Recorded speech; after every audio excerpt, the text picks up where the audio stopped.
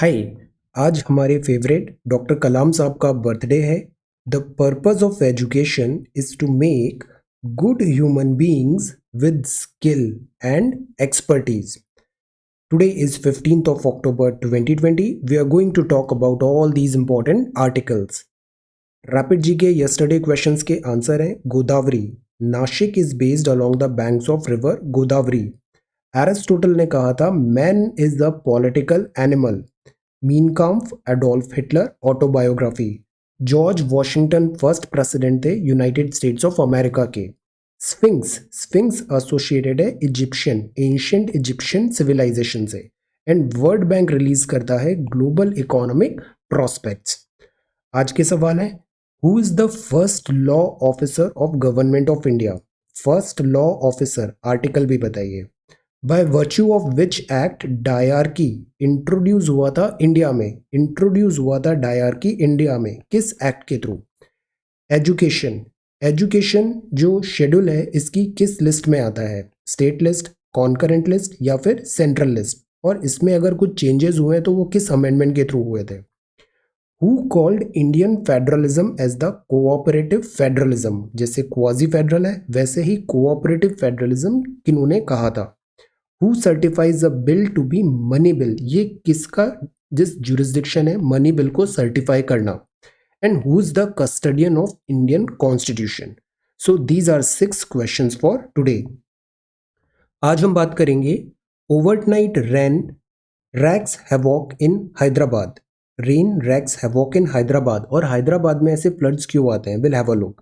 Then second is supreme court to centre loan borrowers हैं उनको immediately action लिया जाए दिस कंपाउंड इंटरेस्ट जो वेव ऑफ करने का डिसीजन था. Ban on diesel generator this tackling air pollution के लिए. Then retreating monsoon season finally ये रिट्रीट हो रहा है will have a look. Advancing और रिट्रीटिंग मॉनसून में डिफरेंस क्या होता है.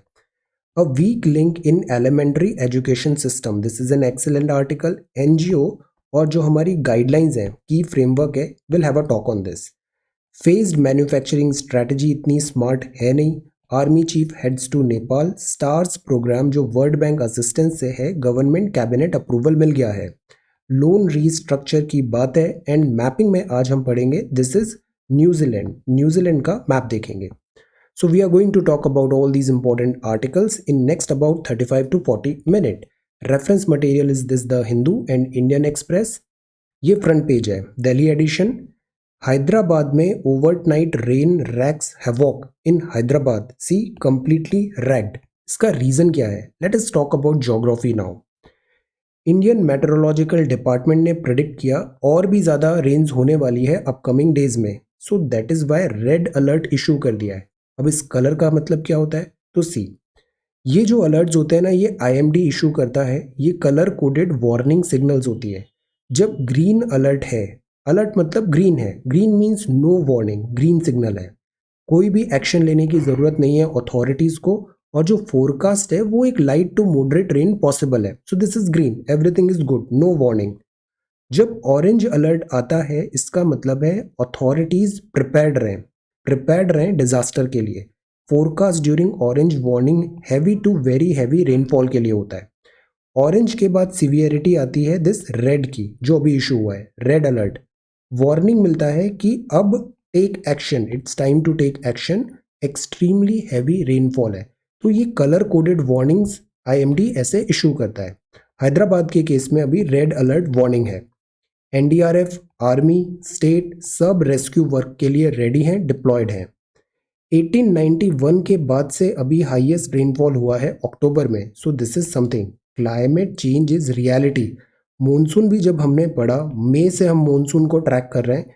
मॉनसून में इस बार सरप्लस हुआ rainfall. But the problem is जो रेनफॉल हुआ वो डिवाइडेड नहीं है, डिस्ट्रीब्यूटेड नहीं है मंथ वाइज. जिस मंथ में बारिश नहीं होनी चाहिए, सितंबर में बहुत ज़्यादा बारिश हुआ. तो it is happening because of climate change. Unpredictability बढ़ रही है. रेनफॉल और poor drainage. Now see flooding क्यों होता है. रेनफॉल बहुत ज़्यादा हुआ और चैनल उसको कैरी नहीं कर पा रहा है. ड्रेनेज सिस्टम बहुत पुअर है. अब जैसे मुंबई है, मुंबई को हमको पता है क्यों इतना बारिश होती है और फिर वहाँ पे फ्लडिंग होती है. बिकॉज मुंबई का सी लेवल भी काफ़ी कम है एंड ड्रेनेज पुअर है वहाँ पे. सिमिलरली जो हैदराबाद है, यहाँ पे भी जो फ्लडिंग हुआ उसका primary reason this poor drainage system है। हैदराबाद बना है डेक्कन में। डेक्कन वैसे ही काफ़ी केओटिक ड्रेनेज पैटर्न है, डेक्कन पेनिनसुला में काफ़ी केओटिक है ड्रेनेज पैटर्न, फिक्स्ड नहीं है। और Hyderabad banks of Musi river, इसके वेस्ट में है गोदावरी बेसिन और ईस्ट में है कृष्णा बेसिन। तो रिवर्स का प्रॉक्सिमिटी है, प्रोन है ये फ्लडिंग के लिए। प्लस हैदराबाद जो बना है ये एक एग्रेग्रियन इम्प्रिंट के ऊपर बनाया गया है शहर। सिस्टम ऑफ जो कैचमेंट है यहाँ पे वो इतना वेल डिफाइंड नहीं है, केओटिक है। प्लस टैंक सिस्टम यहाँ पे प्रिवेलेंट होता है। तो ऑलरेडी ये वल्नरेबल था हैदराबाद, और फिर उस पर क्या प्रॉब्लम हुआ, दिस अनप्लैन्ड अर्बनाइजेशन, सिटीज बन गई, कंक्रीट का जंगल बन गया, इंफ्रास्ट्रक्चर डेवलप हो गया। तो जो नेचुरल लेक्स होती हैं, रिजर्वायर होता है जो एज अ बफर काम करता है फ्लडिंग से बचाने के लिए, या फिर चैनल्स होता है जिसके थ्रू पानी आगे कैरी फॉरवर्ड होता है, वो ब्लॉक हो जाता है। ब्लॉक हो जाता है तो पानी को निकलने का रास्ता नहीं मिलेगा और फ्लडिंग हो जाएगी। This is the primary reason. Excessive rainfall तो है, बट साथ ही साथ जो फ्लडिंग है, फ्लडिंग हो रही है वो this it is happening because आपने ड्रेनेज सिस्टम वहां पे चोक कर दिया है। 2020 में rapid urbanisation goes on and this is leading to this chaos. ये कोई नई बात नहीं है सर, विश्वेश्वरैया कमीशन भी आया था तब बात हुआ था जैसे ओस्मान सागर बनाए या फिर हिमायत सागर बनाए। The reason is flood control measure, because जो लेक्स और ऐसे डैम्स होते हैं ये एक बफर की तरह काम करते हैं। पानी अचानक बहुत आया, ये स्टोर कर लेंगे और फिर ग्रेजुअल वे में रिलीज होता है, तो इससे फ्लडिंग नहीं होती। So this was all plan, but then unplanned urbanisation हुआ, रैपिड अर्बनाइजेशन हुआ और सिचुएशन अभी बहुत केओटिक हो गई है। नाउ इस पूरे प्रश्न में ये काफ़ी पूरे न्यूज़ टैम्पलेट में this is a very important question. Disaster भी है इसमें तो ये पेपर 3 में भी आ सकता है, ज्योग्राफी भी है तो पेपर 1 में भी आ सकता है, गवर्नेंस के भी इश्यूज हैं इसमें। So what do you understand by urban flood? Urban flood is very common. Mumbai में अर्बन फ्लड होता है, बैंगलोर में अर्बन फ्लड होता है, चेन्नई में अर्बन फ्लड होता है, इवन दिल्ली में भी अर्बन फ्लड होता है। तो अर्बन फ्लड का क्या मतलब है? हाईलाइट करें द नीड एक रोबुस्ट फ्लड मैनेजमेंट प्लानिंग के लिए। एक बहुत अच्छा आर्टिकल है, मैं उसको भी टेलीग्राम पे भी शेयर करता हूँ, डाउन टू अर्थ मैगजीन का है, इस फ्लडिंग पे। Read that article and prepare this question. This is an important question.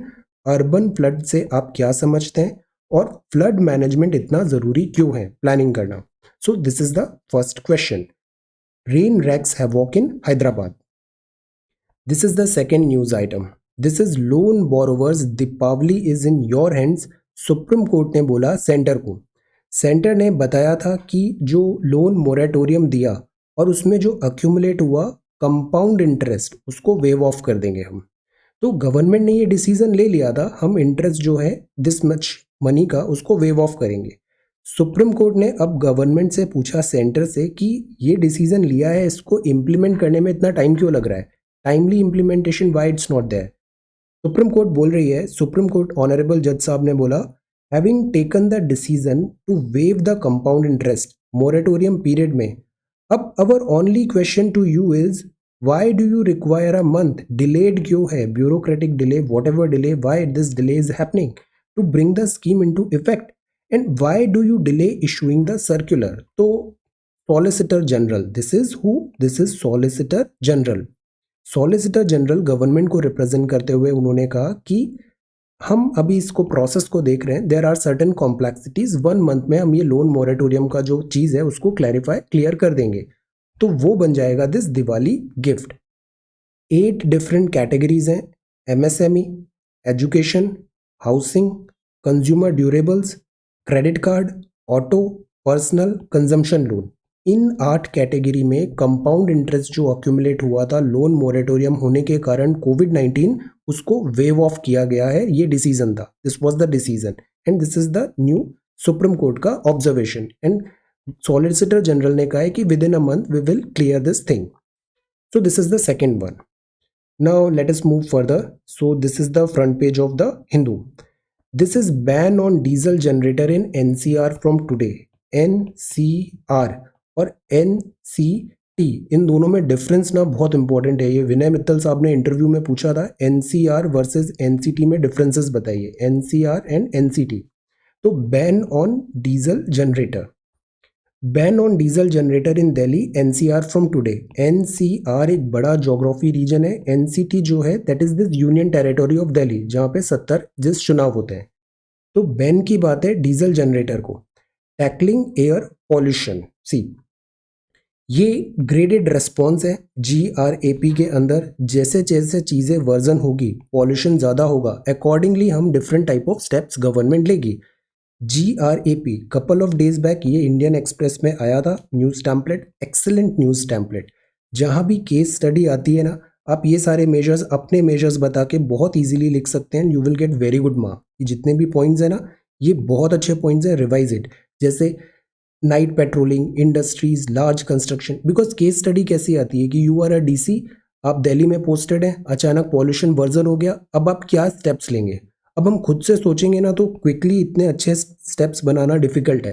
तो आप इमीडिएटली इनको अपने स्टेप्स बना के लिख दीजिए कि मैं ये रेस्पॉन्स दूंगा, ग्रेडेड रेस्पॉन्स में I will take these actions. So tackling air pollution, have a look, ये बहुत अच्छा है। Environmental pollution prevention and control authority ने बोला ग्रेडेड रेस्पॉन्स एक्शन प्लान लेने की जरूरत है दिल्ली में। जैसे पॉल्यूशन बढ़ेगा उसके अकॉर्डिंगली रेस्पॉन्स होगा। और इसी के अकॉर्डिंग अभी 15 अक्टूबर से जो डीजल जनरेटर है दिल्ली में, ये कल्चर है डीजल जनरेटर का और ये बहुत पॉल्यूटिंग भी होते हैं, तो इस पे बैन हो जाएगा। AQI यू शुड नो और सफर जो है that also you should know. So this is ban on diesel generator. एक बार इसको पढ़िएगा, previous notes. This is ban on diesel generator.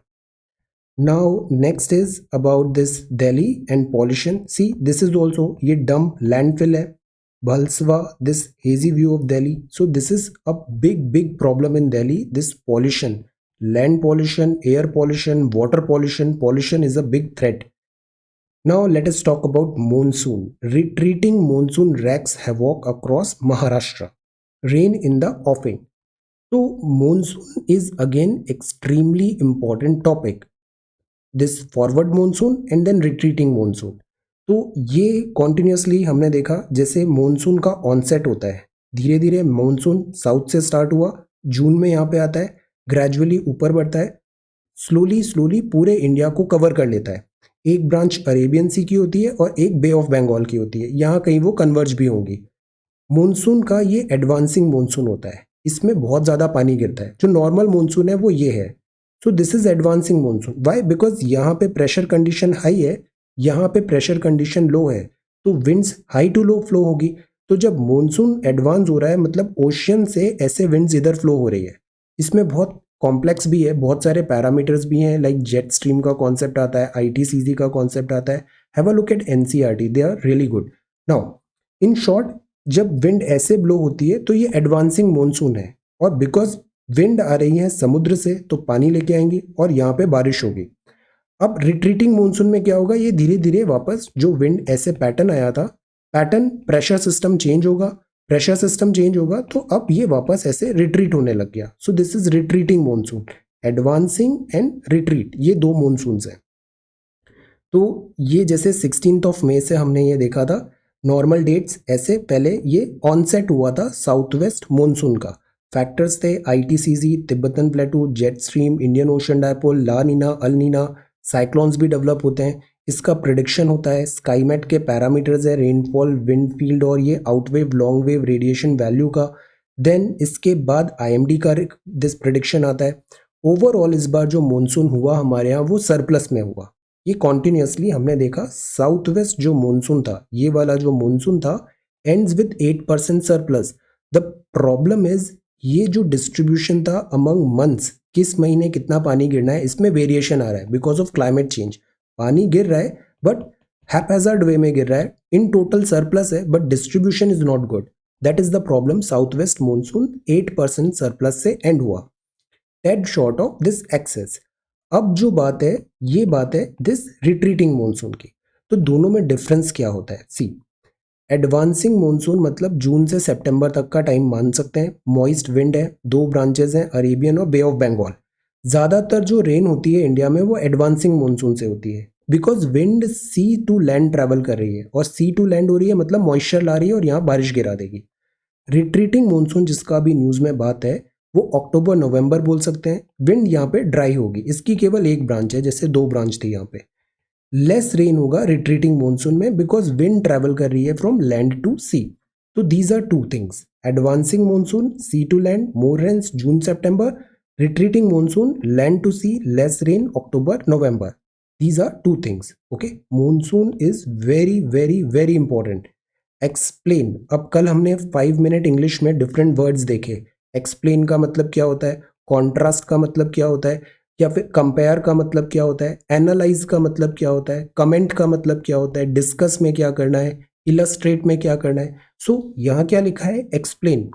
Explain मतलब आपको टीच करना है, मेथड बताना है कैसे होता है step by step. Explain the mechanism of the monsoon rains in India. Also अब यहाँ पे क्या लिखा है, डिस्कस, तो चर्चा करना है, उसका इफेक्ट क्या होगा, सिग्निफिकेंस क्या होगा, इकोनॉमी. तो जहाँ एक्सप्लेन लिखा है ना, आप तुरंत पॉइंट वाइज वे में लिख सकते हो, ऐसे हेडिंग्स बना सकते हो, दिस फ्लो चार्ट्स बना सकते हो. एक्सप्लेन करना है आपको. Explain the mechanism of the monsoon rains in India, diagram, flow chart, इससे क्या आंसर अच्छा लगता है. अगर आप ऑब्वियसली कमेंट्स में तो ये लिख नहीं सकते, अगर आप srajanindia.net ब्लॉग सेक्शन में जाएंगे तो you can hand written notes वहां पे डिस्कस से have connected you can upload.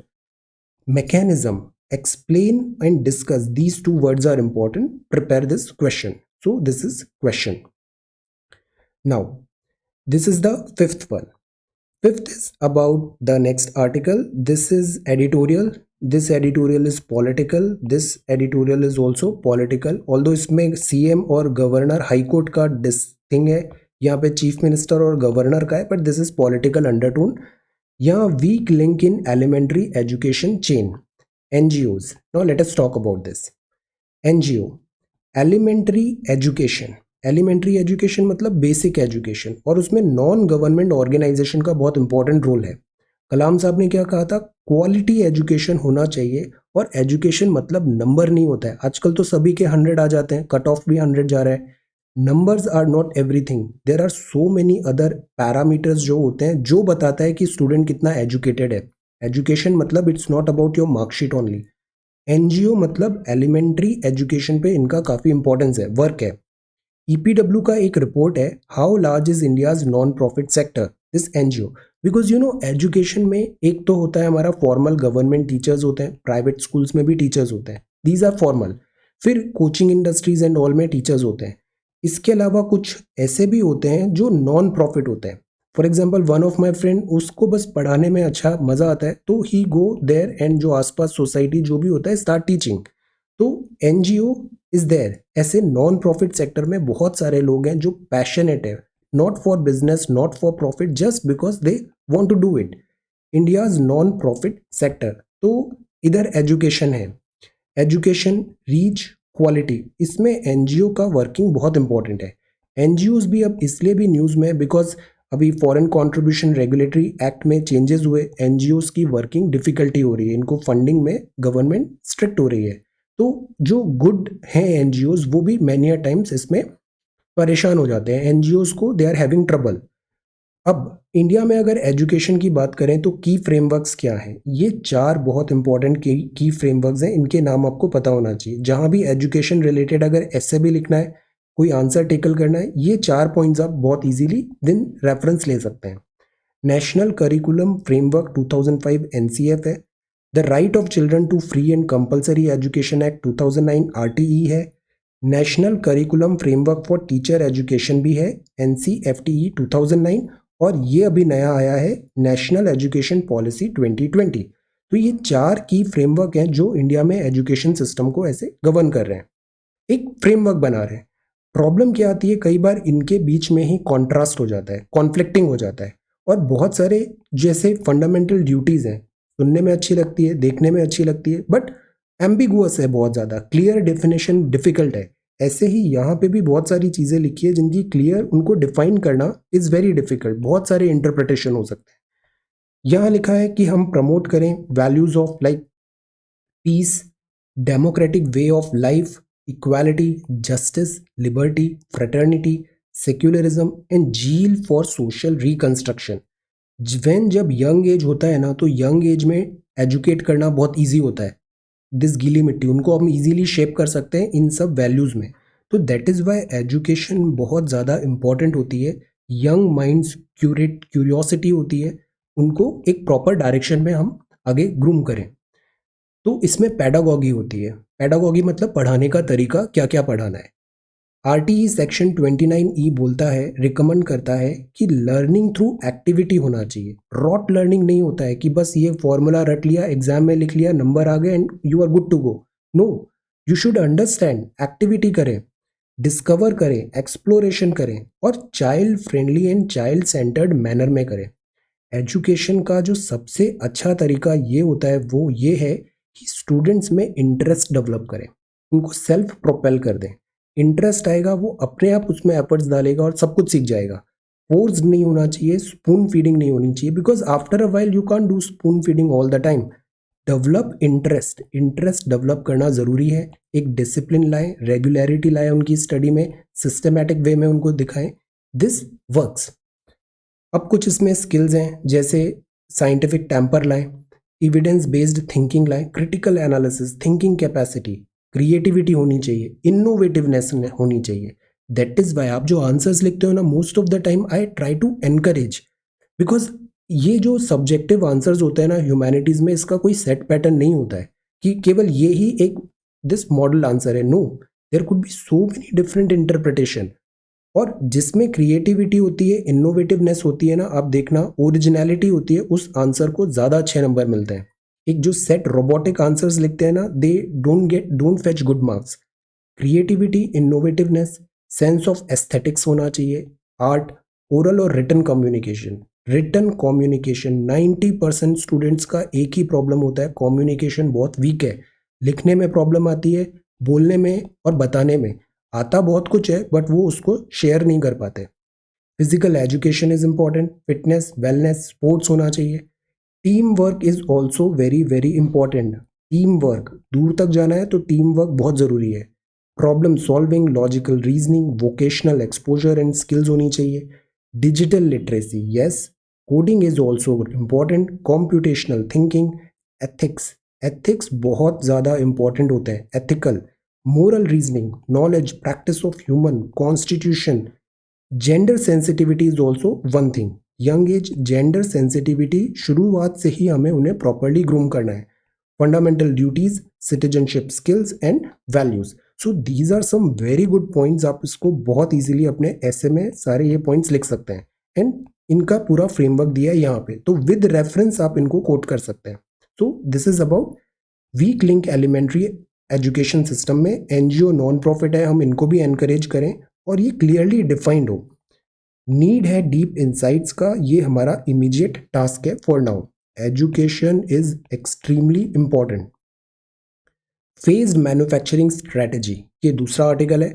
Phased manufacturing policy and is hardly smart. India बहुत ट्राई कर रहा है EDM, electronic devices manufacturing India में हो, बिकॉज बहुत सारी चीज़ें हम इंपोर्ट करते हैं, और इंपोर्ट कहाँ से करते हैं, चाइना से करते हैं। तो इससे हमारा फिजिकल डेफिसिट भी हैम्पर होता है, balance of payment crisis.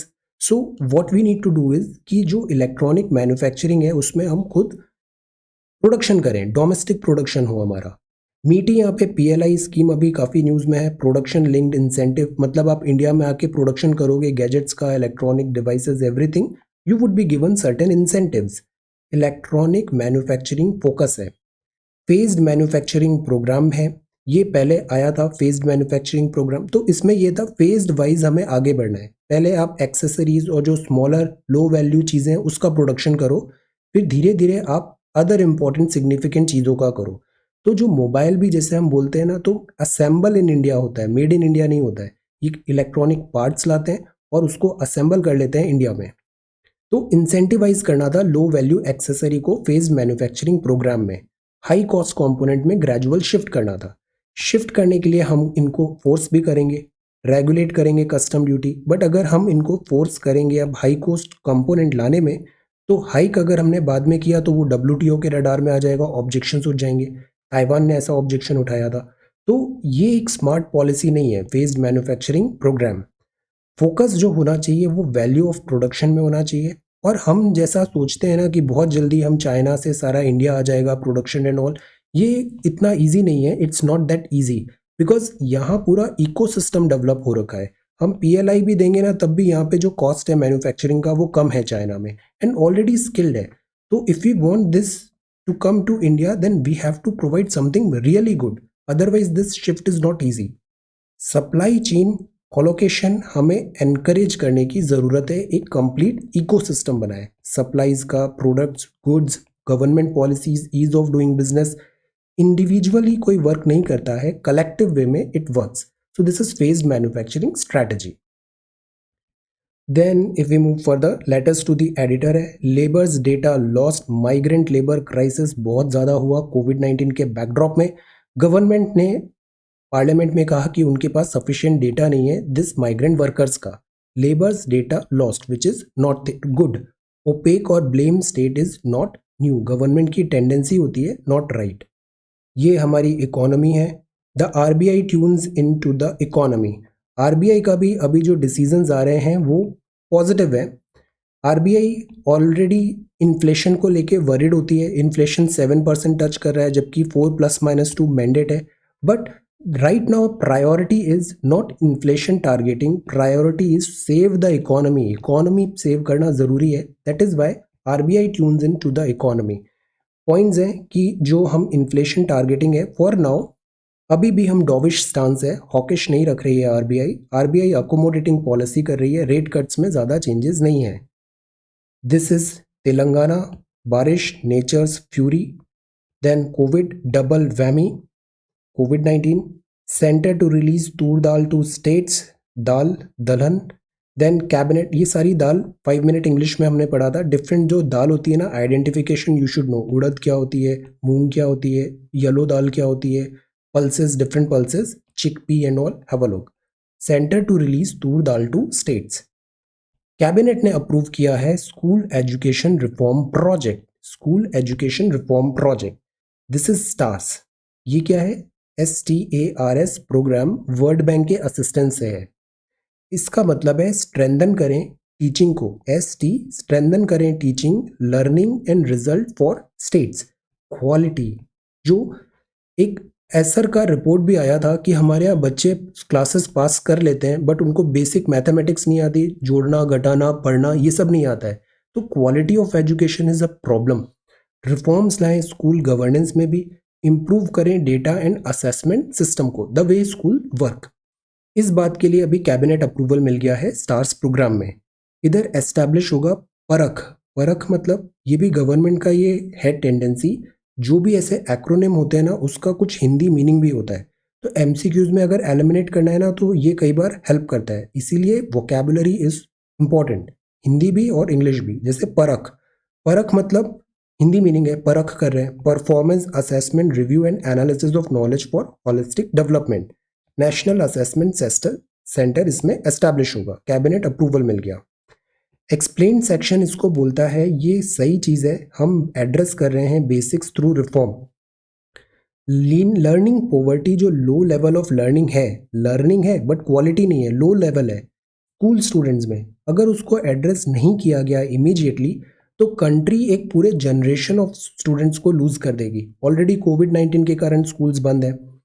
Improving foundational learning, जैसे बेसिक रीडिंग, मैथमेटिक्स होना चाहिए, ये सब चीज़ें ज़रूरी है जो एजुकेशन पॉलिसी में एड्रेस भी किया है। STARS project is the first decision made the government to implement the reform. This is a very important template, जहाँ भी एजुकेशन रिलेटेड कुछ चीज़ आंसर लिखना है, use this STARS programme. If you move further, The Hindu, this is showcase one for you. This is words of reflection, showcase the old native, and this is word news. On reforms anniversary, Mr. Xi outline कर रहे हैं innovation push. President warn of unprecedented global challenges. Azerbaijan and Armenia issue है. This is business news. Allow trading in bonds from stressed business, ये CEA बता रहे हैं vital होगा ये प्राइस डिस्कवरी के लिए। इन्फोसिस का जंप हुए figures, public debt ratio rise हुआ 90% of GDP because of what? Covid. Pandemic ने इतने सारे स्टार्टअप्स को शट डाउन कर दिया है, फंडिंग भी नहीं मिल रही है, डिप बाय 50%। TCS ने ओपन किया है hiring test to other firms. Home grown firms breach pre कोविड-19 लेवल सितंबर में, this is a good thing. Auto makers, और ये है स्पोर्ट्स में this IPL। and this is IPL. All right, now let us come to Indian Express. Indian Express में this is regarding farm bill. यहाँ बात है army chief heads to Nepal. Nepal क्यों जा रहे हैं? नेपाल में भी हमने have a look at notes. ये पूरा डिस्प्यूट जो हुआ था काला पानी, देन नेपाल ने नया मैप किया, then on behest of someone else statement आया था चीफ का, देन टेंशंस बढ़े. नेपाल के प्राइम मिनिस्टर ने भी अननेसेसरी स्टेटमेंट्स दिए. सो अब Army chief heads to Nepal amid moves to repair ties because you know historically, traditionally, culturally India और नेपाल बहुत अच्छे relations रहे. इसको unnecessary ऐसे damage नहीं करना है. तो that is why these moves are made to repair ties. First big visit होगा after border row. Honorary General of Nepal Army यहाँ पे इनको मिलेगा.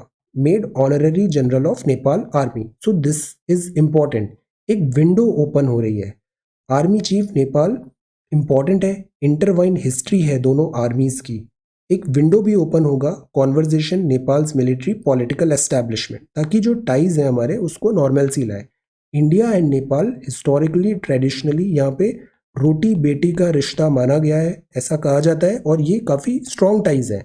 Because of this neighbours, other neighbours and all disputes जो जनरेट होते हैं, we should be not get into that. So repair करना ज़रूरी है, रिपेयर करें ties. Then this is the front page, और ये टारगेट 5 लाख किड्स है, women led Patna Covid race for. Then this is the city news, generators ban हो गए हैं, डीयू का second cut of, movie halls open हो रहे हैं, एबंडेंट कॉशन की ज़रूरत है. This is stars project, national assessment centre भी बनेगा यहाँ पे. और परख परख पंजाब में 33% women quota in state civil services. This is ICRC Galwan clash के बाद बुला रहा है. And this is heavy harvest maize pulse oil seeds. Paddy ही नहीं, वीट ही नहीं, ये जो हार्वेस्टिंग है, इंडिया में सबसे बड़ी प्रॉब्लम होती है एग्रीकल्चर में कि जो फार्म फील्ड्स हैं वो छोटे होते हैं, तो उनमें कैपिटल इन्वेस्टमेंट करना डिफिकल्ट हो जाता है. मशीनेशन जो होता है, मैकेनाइजेशन, वो डिफिकल्ट होता है. ये एक ऐसा है, दिस हार्वेस्टिंग एंटरप्रेन्योर ने बनाया है मैकेनाइजेशन के लिए. फार्म मैकेनाइजेशन इंपॉर्टेंट वर्ड है. Combine harvest maize pulse and oil seed सबको एक साथ कर देगा, farm mechanisation. This is editorial page, and this is the race to the finish line. कोविड-19, domestic market mirage and bypassing parliament, this should be avoided. Even intentions are good, laws are good, bills are good. Parliamentary debate, discussion, scrutiny, analysis, public opinions, everything जो mandate है according to rules चलना चाहिए. Parliament bypass होना is not right.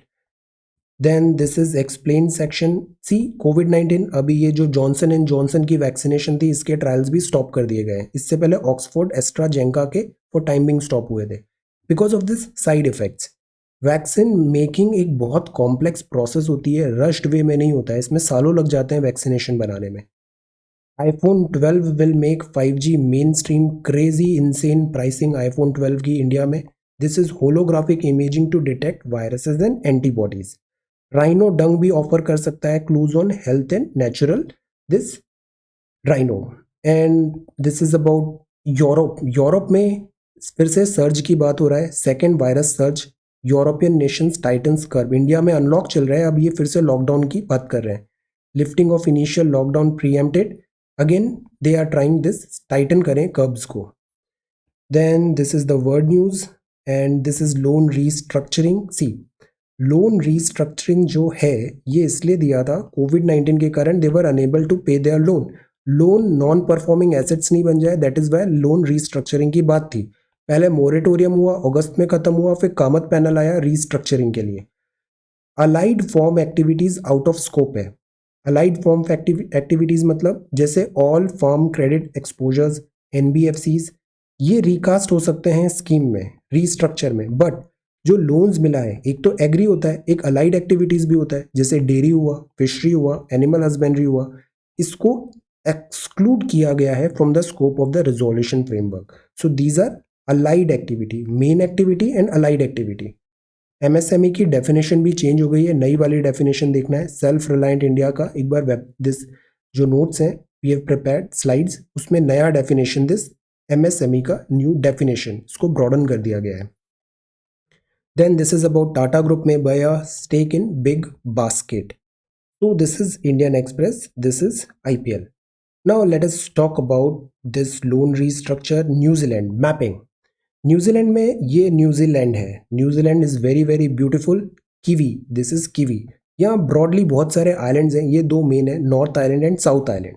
सी, ये एक island country है, Pacific में है, साउथ वेस्टर्न.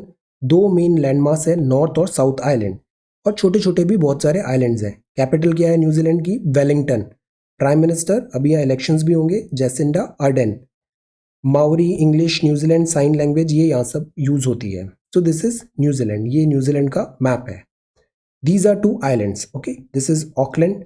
इंडियन की क्रिकेट टीम यहाँ पे जाती है. बॉल बहुत ज़्यादा स्विंग होती है, हमारे बैट्समैन अच्छा खेल नहीं पाते except Virender Sehwag. So this is Auckland. North island है, ये वेलिंगटन है. Okay, this is New Zealand. And this is Christchurch. ये क्राइस्ट चर्च है, साउथ आइलैंड है. Okay, and this is south island. ये इसका फिजिकल मैप है. सी, ये जो स्ट्रेट है, स्ट्रेट मतलब दो वाटर बॉडी को कनेक्ट कर रहा है, इसका नाम है कुक स्ट्रेट. नॉर्थ और साउथ आइलैंड्स को ये डिवाइड कर रही है. This is Cook Strait. Great Barrier islands हैं यहाँ पे. Okay, volcanic, Bay of Plenty, lake है, लेक टॉपो. लेक टॉपो यहाँ पर है. हॉकी बे है. Then if you move south, तो साउथ में ये एक बहुत बड़ा इंपॉर्टेंट सदर्न एल्प्स है. एक एल्प्स यूरोप में भी देखे थे. This is Southern Alps. Southern Alps is in New Zealand. Then Queenstown, यहाँ मूवी शूटिंग्स वगैरह काफ़ी होता है सदर्न एल्प्स में. ओके, देन ये स्टीवर्ट आइलैंड है. So these two are main island. Tasman Sea यहाँ पे आ जाएगा, वेलिंगटन ये है, और कुक स्ट्रेट ये है, and this is Southern Alps. यहाँ के नेटिव्स भी बहुत ज़्यादा हैं, न्यूज़ में होते हैं. नेटिव्स जैसे रग्बी मैचेस में, नेम दैट नेटिव जो यहाँ पर है, और वो ऐसे डांस फॉर्म करते हैं, उस डांस फॉर्म का नाम भी बताइए. नेटिव्स हैं दिस न्यूजीलैंड के, north island and this Southern Alps. So this is New Zealand. New Zealand, this is New Zealand. Now this is loan restructuring, STARS programme, army chief to Nepal, phased manufacturing strategy is not a smart move. ये बहुत अच्छे points हैं, इन सारे points को use करना है. Weak link in elementary education system. Mechanism बताना है मॉनसून का, retreating monsoon. This is about ban on diesel generator, Supreme Court to center, land borrower. Urban flood क्या होता है, हाईलाइट करें robust flood management planning का. Then this is overnight Hyderabad में क्यों इतना रेनफॉल हुआ, and flooding क्यों हुआ most importantly. So this is 15th of October 2020. Thank you so much for watching this video. Take care, study well and be safe.